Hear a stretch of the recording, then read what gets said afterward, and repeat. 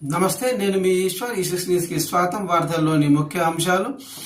కేటీఆర్ విచారణకు వస్తున్నారని తెలిసి తెలంగాణ వ్యాప్తంగా ఆయన అభిమానులు, బీఆర్ఎస్ శ్రేణులు భారీగా తరలివచ్చే అవకాశం ఉన్నదన్న ఇంటెలిజెన్స్ సమాచారంతో పోలీసు శాఖ అప్రమత్తమైంది.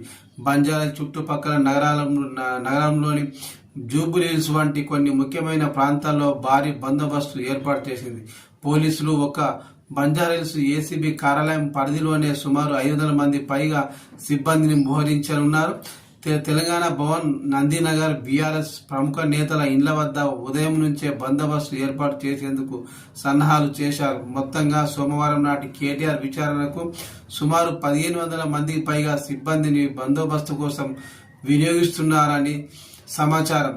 ఇదే కేసులో ఏసీబీ పిలుపు మేరకు ఈ ఏడాది జనవరి 6న ఏసీబీ విచారణకు హాజరైన కేటీఆర్ ను లాయర్తో రానివ్వమంటూ ఏసీబీ అధికారులు గేటు బయటే అడ్డుకున్నారు. తాను ఖచ్చితంగా లాయర్తోనే వస్తానని చెప్పడంతో 40 నిమిషాల పాటు ఆయనను కారులోనే కూర్చోబెట్టి హైడ్రామా సృష్టించారు. ఈ క్రమంలో ఆయన మొదటి రోజు విచారణకు హాజరు అయినట్టు లిఖిత పూర్వకంగా రాసివ్వడంతో ఏసీబీ అధికారులు మరోసారి రావాలని ఆదేశించారు.